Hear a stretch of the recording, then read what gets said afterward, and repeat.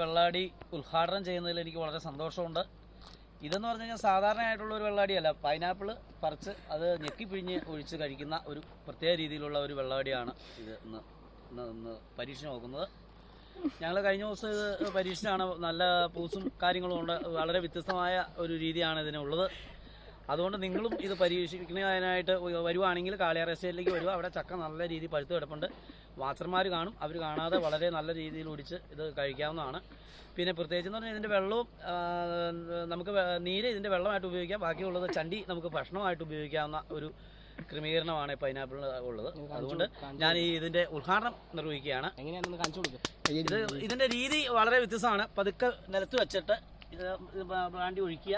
ഒഴിച്ചതിന് ശേഷം ആവശ്യത്തിനേ ഒഴിക്കാവുള്ളൂ, കൂടുതൽ ഒഴിക്കരുത്.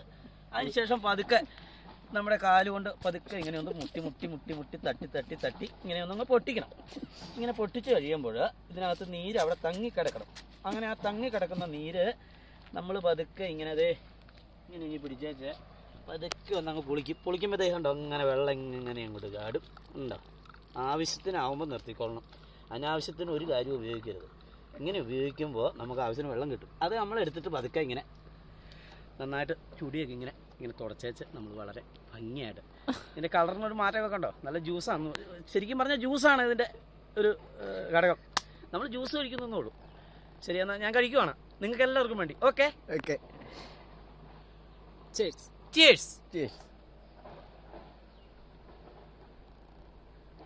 എങ്ങനെയാണ് രുചി? കിടിലോ കിടില.